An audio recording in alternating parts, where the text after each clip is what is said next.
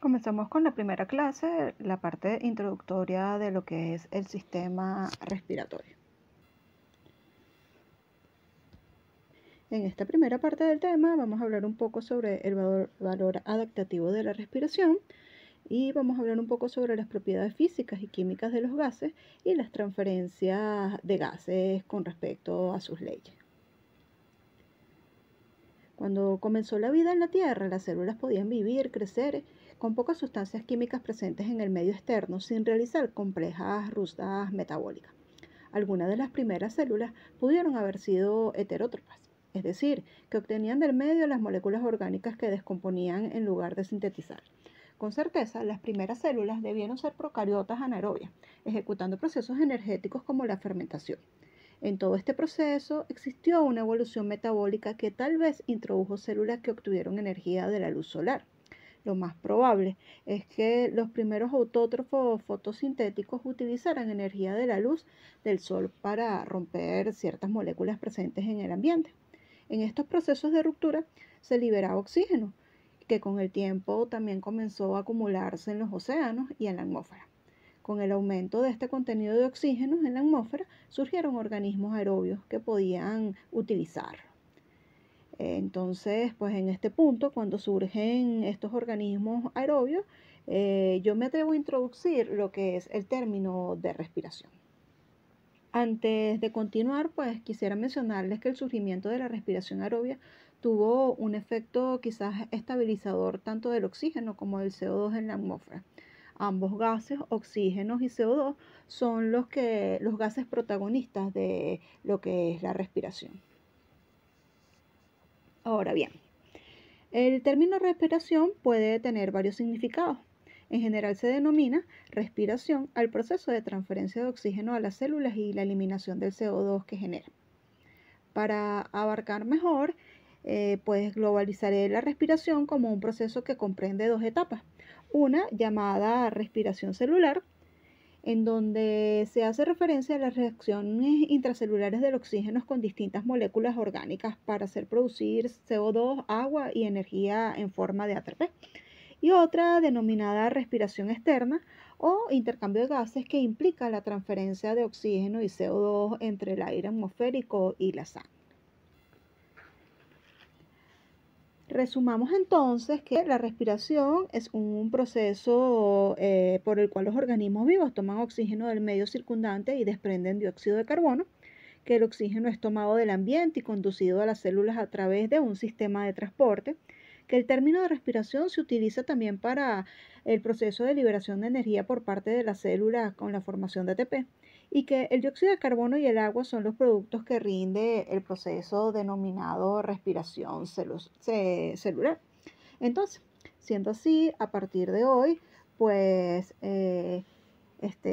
hablaremos y estudiaremos lo que es el intercambio de oxígeno y CO2, el transporte de oxígeno y CO2 por la sangre y los diferentes sistemas que se han desarrollado en los animales para facilitar el movimiento de estos gases entre el ambiente y la sangre y entre la sangre y los tejidos. Entonces, para continuar, hablemos del intercambio de oxígeno y CO2. Una vez que el aire atmosférico es llevado dentro de los animales, el paso que sigue en todo este proceso respiratorio es la difusión del oxígeno a la sangre y la difusión de CO2 en sentido opuesto. Entonces, el CO2 y el oxígeno se mueven a través de la membrana por un proceso denominado difusión. La difusión no es más que el movimiento al azar de estas moléculas a favor de su gradiente de concentración a través de las membranas. Tocando otro punto referente al término de respiración, se han descrito algunos tipos de respiración. Comentemos entonces por lo que es la respiración directa. Este tipo de respiración es la que se produce entre las células y un ser vivo y el ambiente como tal, sin necesidad de un órgano especializado para esto. Este tipo lo puedo resaltar en este caso viendo los animales menos evolucionados como lo son las esponjas, los pólipos, que no tienen estructuras respiratorias como tal y que el intercambio de gases se realiza por difusión a cada una de sus células. El intercambio de gases se da a través de una membrana y por difusión simple debido a que en el exterior el oxígeno se encuentra en mayor cantidad. Por otro lado, me puedo referir a lo que es la respiración indirecta. La respiración indirecta es cuando el intercambio de oxígeno y CO2 se realiza a través de estructura o órganos especializados. Por ejemplo, la mayoría de los peces realiza su respiración por medio de branquias y en algunos casos pues están los peces pulmonados, y la mayoría de los mamíferos, por ejemplo, utilizan los que son los pulmones. En este orden de ideas, al hablar de respiración indirecta, surge lo que es el término de respiración sistémica. Entonces, cuando hablamos de respiración sistémica, es cuando surgen lo que son los aparatos respiratorios. En este caso, pues muestro uno de los más desarrollados, los cuales constan de superficies respiratorias que ponen en contacto el medio interno del animal con el externo, a través del cual se difunden estos gases como son el oxígeno y el CO2. Esta superficie debe ser muy delgada para que se produzca el proceso de difusión. El oxígeno y el CO2 se transfieren pasivamente desde el ambiente a través de la superficie corporal, o en este caso lo que le estoy mostrando a través del epitelio respiratorio. Entonces, como ya mencioné, en el proceso respiratorio los gases se mueven por difusión.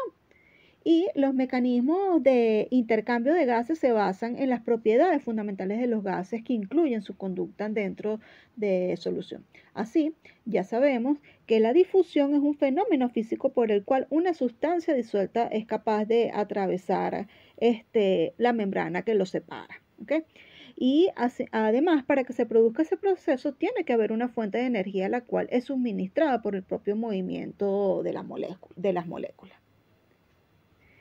Es así como el movimiento de estas moléculas origina la presión del gas, y vamos a aclarar lo que se refiere a presiones de los gases y denominando lo que es la presión de un gas, que es en sí la presión que actúa sobre las superficies de las vías respiratorias. En este caso es proporcional a la suma de las fuerzas de impacto de todas las moléculas de ese gas que golpean la superficie en un instante determinado. Entonces, en este punto, pues quiero resaltar que la presión parcial de un gas es directamente proporcional a la concentración de las moléculas de este gas. En el caso de la fisiología respiratoria, se trabaja con una mezcla de gases, en los que puedo destacar oxígeno, nitrógeno, dióxido de carbono. La tasa de difusión de cada uno de estos gases es directamente proporcional a la presión originada por este gas, y entonces es así lo que denominamos presión parcial. Entonces, a partir de este punto, pues nos detendremos a recordar lo que son las propiedades